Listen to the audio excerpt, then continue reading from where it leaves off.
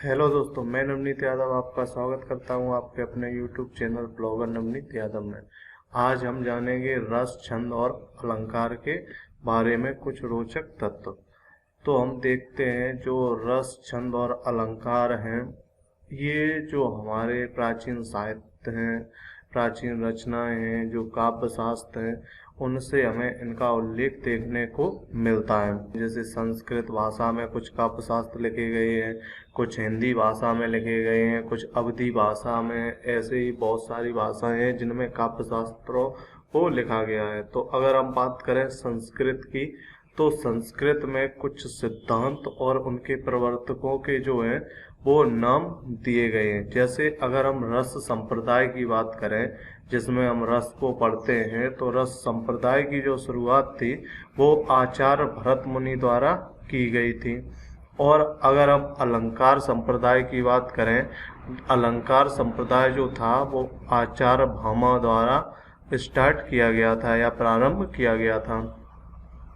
अगर हम रीति संप्रदाय की बात करें, तो रीति संप्रदाय जो था इसका प्रारंभ आचार्य वामन ने किया था। और उत्पत्तिवाद की अगर हम बात करें, तो जो उत्पत्तिवाद था उसके जो प्रारंभ करता थे वो भट्ट लोलट थे।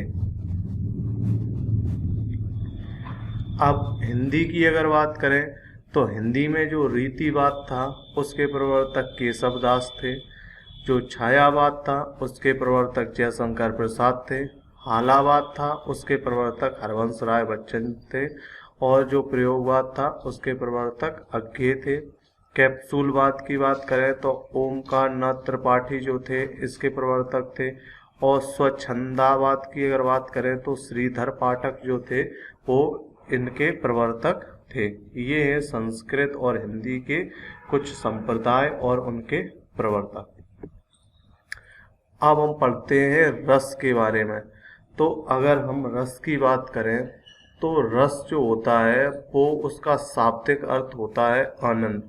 यानी कि जब हम कोई काव्य या कथा पढ़ते हैं या सुनते हैं, या जब भी हम किसी चीज़ को देखते हैं, तो उससे जो आनंद की अनुभूति होती है उसे ही हम रस कहते हैं। जैसे बहुत से लोग हैं जो टीवी देखते हैं, तो टीवी देखते समय जो है रोने लगते हैं, क्योंकि उसका कारण यह होता है कि जो हम देखते सुनते हैं उससे जो भी हमें अनुभूति होती है वो मूल रूप से किसका भाव होती है? रस का भाव होती है। अब अगर हम बात करें हिंदी की, तो रसों की जो कुल संख्या है वो 9 मानी गई है।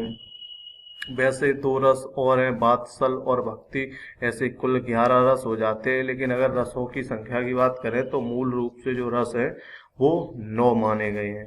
जिनमें अगर हम बात करें तो पहला रस है श्रृंगार रस, दूसरा रस है हास रस, तीसरा रस है करुण रस, चौथा रस है वीर रस, पांचवा रस है रौद्र रस, छठवां है भयानक, सातवां है विभत्स और आठवां अद्भुत, नौवां लास्ट रस जो है वो है शांत रस। अब अगर हम बात करें तो शांत रस जो है, वैसे तो भरत मुनि ने इसे रस नहीं माना है। भरत मुनि के अनुसार रसों की संख्या जो है 8 है। लेकिन काव्य शास्त्र में अगर हम रसों की बात करें तो रस जो होते हैं उनकी कुल संख्या को 9 माना गया है मूल रूप से। अब रस पढ़ने से पहले अगर हम बात करें रस के अंगों की, तो रस के जो अंग हैं वो 4 होते हैं: स्थायी भाव, विभाव, अनुभाव और संचारी भाव। यानी कि रस जो होता है इन 4 अंगों से ही मिलकर बना होता है: स्थायी भाव, विभाव, अनुभाव और संचारी भाव। अब अगर हम बात करें स्थायी भाव क्या होता है, तो स्थायी भाव का मतलब जैसे इसका नाम है स्थायी भाव, तो इसमें एक शब्द है स्थायी, यानी कि जो स्थायी हो जाए, यानी कि मूल रूप से वास कर जाए, उसे कहते हैं स्थायी। और जो भाव होते हैं, जो फीलिंग्स होती हैं, तो जो फीलिंग्स मनुष्य के हृदय में या जो भावनाएं मनुष्य के हृदय में स्थायी रूप से निवास कर जाती हैं, वे सभी भाव क्या कहलाते हैं? स्थायी भाव। अब बात करें स्थायी भाव की, तो रस जो है उनकी संख्या है 9। तो स्थायी भाव कितने होंगे? 9। यानी कि हर रस का अपना एक स्थायी भाव होता है। अगर हम बात करें श्रृंगार रस, अगर हम बात करें श्रृंगार रस की, तो श्रृंगार रस का स्थायी भाव होता है रति। ऐसे ही अगर हास्य रस की बात करें तो हास्य रस का स्थायी भाव होता है हास। और अगर बात करें करुण रस की, तो जो करुण रस होता है उसका स्थायी भाव होता है शोक। और अगर हम बात करें रौद्र रस की, तो रौद्र यानी कि गुस्सा, तो रौद्र रस का स्थायी भाव होता है क्रोध। ऐसे ही अगर वीर रस की बात करें, तो जो वीर रस होता है उसका जो स्थायी भाव होता है वो मूल रूप से उत्साह होता है। यानी कि जैसे अगर हम कोई वीरतापूर्ण बातें सुनते हैं या कोई एक नाटक या दृश्य देखते हैं तो हमें एक उत्साह की भावना आ जाती है, इसलिए वीर रस का जो स्थायी भाव है उसे क्या माना गया है, उत्साह। ऐसे ही अगर आगे बात करें भयानक रस की, तो भयानक रस का स्थायी भाव होता है भय। और अगर बात करें विभत्स रस की, तो उसका होता है जिगुप्सा। जिगुप्सा को घृणा भी कहा जाता है। और अगर बात करें अद्भुत रस की, तो अद्भुत रस का स्थायी भाव होता है विस्मय। और लास्ट में अगर शांत रस की बात करें, तो शांत रस का स्थायी भाव होता है निर्वेद।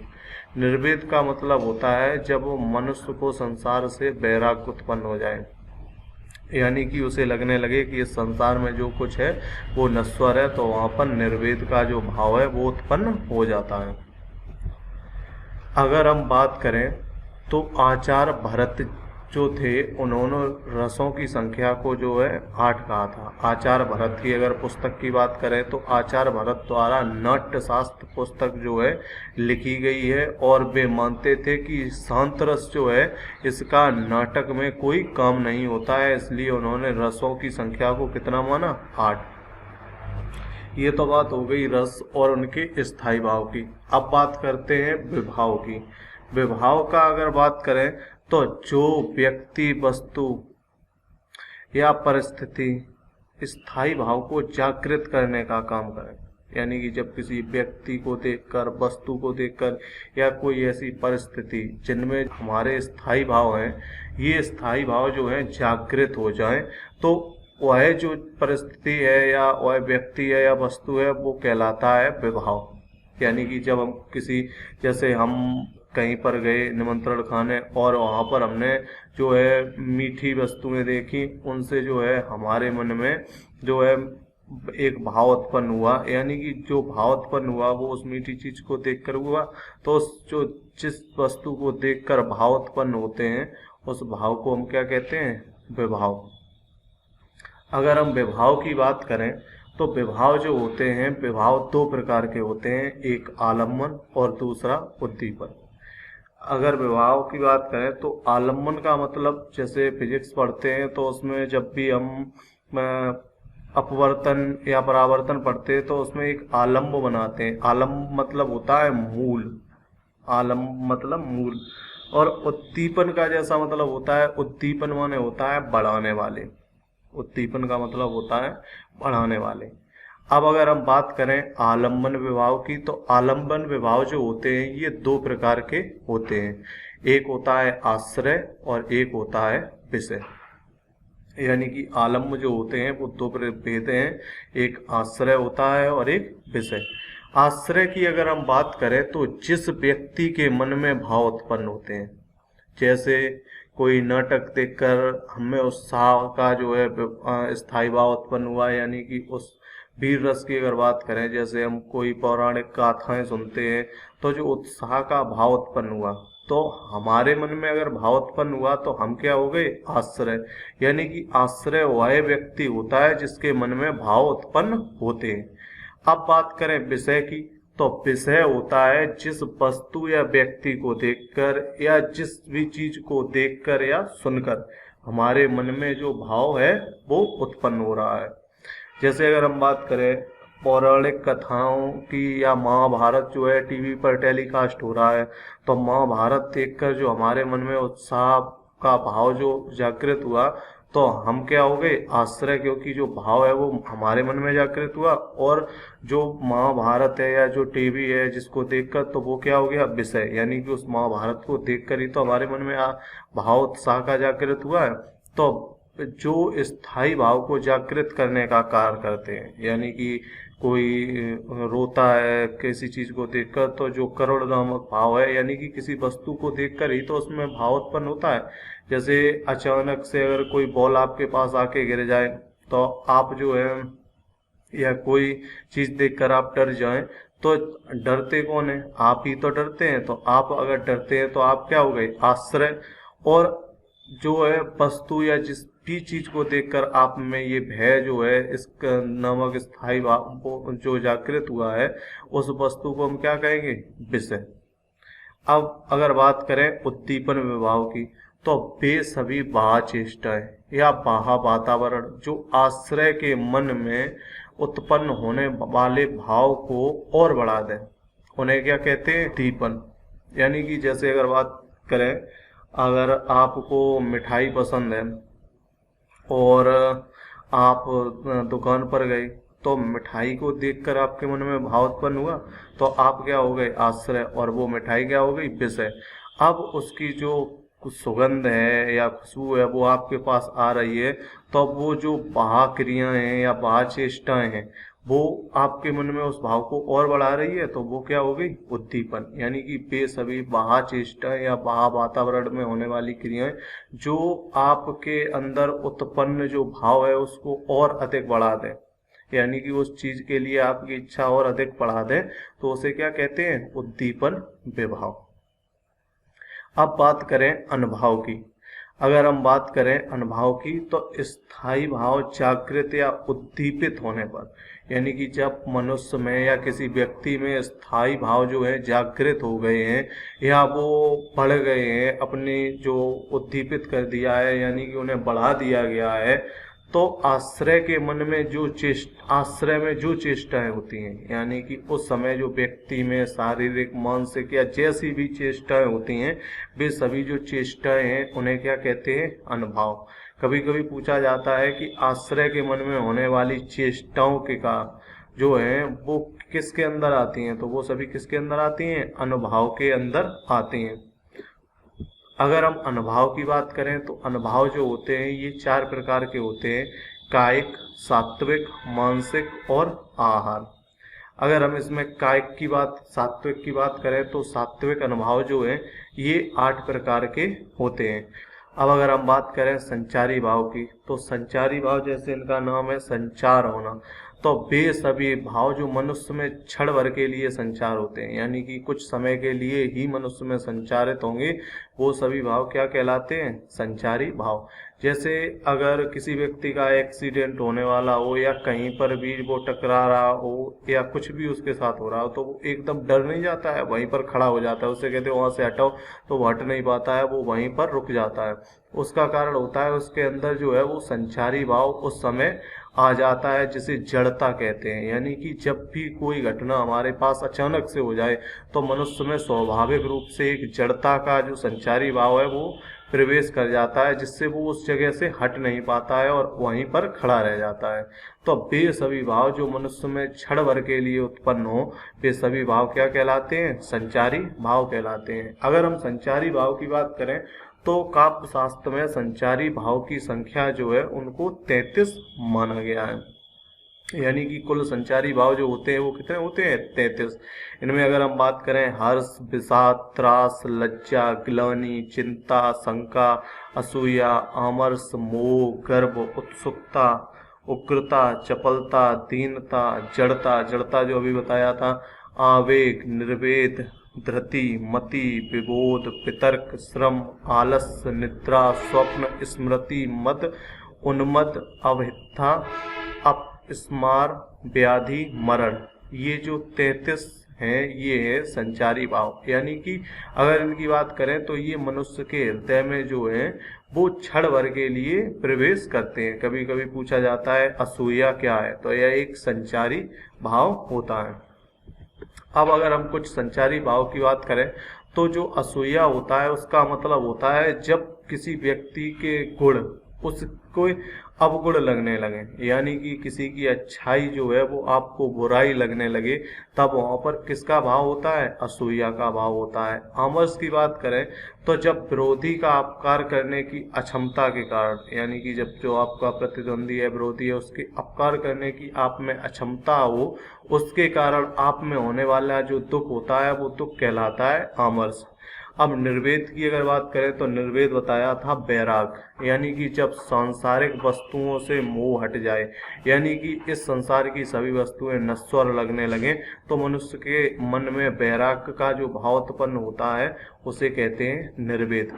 धृति को अगर बताएं तो उसमें इच्छा पूर्ति करने का वो क्या कहलाता है? धृति। अब इत्था की अगर बात करें तो हर्ष आदि के भाव, यानी कि किसी के अंदर हर्ष आदि जो भाव है उनको छिपाना, ये क्या कहलाता है? अब इत्था। अब स्मार की अगर बात करें तो जब कोई व्यक्ति मूर्छित हो जाता है, जिसे मूर्छा आ जाती है, तो वह भाव अब स्मार कहलाता है। और व्याधि का मतलब होता है रोग। रोग जो होता है उसे हम क्या कहते हैं? व्याधि। अगर श्रृंगार रस की बात करें, अब अगर बात करें रस की, तो अगर हम श्रृंगार रस की बात करें तो जो आचार्य भोजराज थे उन्होंने इस रस को रसराज कहा था। अगर श्रृंगार क्वेश्चन पूछा जाए कि किस कवि ने श्रृंगार रस को रसराज कहा था, तो आचार्य भोजराज जो थे उन्हें श्रृंगार रस को रसराज कहा था। अगर हम एक बार फिर से देख लें तो रस की अगर बात करें तो रस का मतलब होता है आनंद, यानी कि जो भी हम अनुभूति करते हैं वो सब क्या कहलाते हैं? रस। और रस कितने प्रकार के होते हैं? 9, जिनमें श्रृंगार, हास, वीर, करुण, रौद्र, भयानक, ये रस होते हैं। रस के अंगों की बात करें तो रस के 4 अंग होते हैं: स्थायी भाव, विभाव, अनुभाव और संचारी भाव। स्थायी भाव का मतलब होता है वे सभी भाव जो मनुष्य में स्थायी रूप से वास कर जाएं। वे सभी भाव क्या कहलाते हैं? स्थायी भाव। इनकी संख्या भी कितनी है? 9। अगर हम बात करें आचार्य भरत के अनुसार, तो आचार्य भरत ने स्थायी भाव को कितना माना? 8। आचार्य भरत के अनुसार 8 स्थायी भाव हैं, 8 रस हैं, क्योंकि वो शांत रस को जो थे वो नाटक का रस नहीं मानते थे, क्योंकि उनकी जो पुस्तक थी नाट्य शास्त्र, उनमें शांत रस का कोई महत्व नहीं था। अब विभाव की बात करें तो जो व्यक्ति, वस्तु या परिस्थितियां मनुष्य में स्थायी भाव को जागृत करें वे सभी क्या कहलाती हैं? विभाव। ये 2 प्रकार के होते हैं, आलम्बन और उद्दीपन। आलम्बन 2 प्रकार के होते हैं, आश्रय और विषय। जहाँ आश्रय वो होता है जिसके मन में भाव उत्पन्न हो, और विषय होता है जिस चीज या जिस व्यक्ति को देखकर उसके मन में भाव उत्पन्न होता है। उद्दीपन का बात करें तो उद्दीपन जो होते हैं ये जो भाव को बढ़ाने का कार्य करते हैं, उद्दीपित करने का, यानी कि एक तरफ से उत्प्रेरक का कार्य करते हैं। उत्प्रेरक जो क्रियाओं को बढ़ा देता है, तो ये उद्दीपित करते हैं किसी के भाव को। अनुभाव का मतलब होता है जब व्यक्ति में भाव जागृत हो जाए, स्थायी भाव जागृत हो जाए पर वह जो शारीरिक चेष्टाएं करता है वह क्या कहलाता है? अनुभाव। अगर अनुभाव की बात करें तो ये 4 प्रकार के होते हैं: कायिक, सात्विक, मानसिक और आहार, जिसमें सात्विक अनुभाव जो है वो 8 भागों में बांटा गया है। संचारी भाव की बात करें तो वे सभी भाव जो क्षण भर के लिए मनुष्य में संचार कर जाते हैं वे सब क्या कहलाते हैं? संचारी भाव। और संचारी भाव की संख्या कितनी है? 33। अगर हम बात करें 34वां संचारी भाव, जो आचार्य देव कवि थे उन्होंने 34वां संचारी भाव छल को माना है। अगर जो 34वां संचारी भाव है वो आचार्य देव कवि ने छल को माना है। वैसे तो संचारी भाव कितने होते हैं? 33। अगर बात करें असूया की, तो असूया जो होता है वो होता है दूसरे के गुण जब आपको, यानी कि किसी की गुण जो है अच्छा है वो आपको बुराई लगने लगे। अमरस होता है जब विरोधी का अपकार करने की आप में अक्षमता हो, उसके कारण आप जो हैं दुखी हो जाएं। निर्वेद का मतलब होता है बैराग, यानी कि जब संसार की वस्तुएं आपको तुच्छ लगने लगे। धरती का मतलब होता है आपको इच्छा पूर्ति का जो भाव है आपके मन में उत्पन्न हो जाए तो उसे कहते हैं धरती। और अवहिता का मतलब होता है हर्ष आदि भावों को छिपाना, यानी कि जब आपको खुशी है आप उसे छिपा रहे तो इसे कहते हैं अवहिता। अपस्मार का मतलब होता है कोई व्यक्ति मूर्छित हो जाए, मूर्छा का जो भाव है वो अपस्मार कहलाता है। व्याधि माने होता है रोग। और आचार्य भोजराज ने श्रृंगार रस को रसराज कहा। आज के वीडियो में बस इतना ही। कल हम पढ़ेंगे रसों के बारे में और उनके प्रकार के बारे में। आज केवल रस के अंगों का वर्णन किया है या रस जिनसे मिलकर बने होते हैं। इसके बाद अलंकार और छंद भी हम पढ़ेंगे। किसी भी तरह के ज्ञान को प्राप्त करने का सबसे अच्छा साधन जो है किताबें होती हैं। यानी कि अगर आप कोई सी भी जानकारी चाहते हैं तो आप किताबों से कोई सी भी जानकारी ले सकते हैं। अगर आपको वीडियो अच्छा लगे तो लाइक करें, शेयर करें और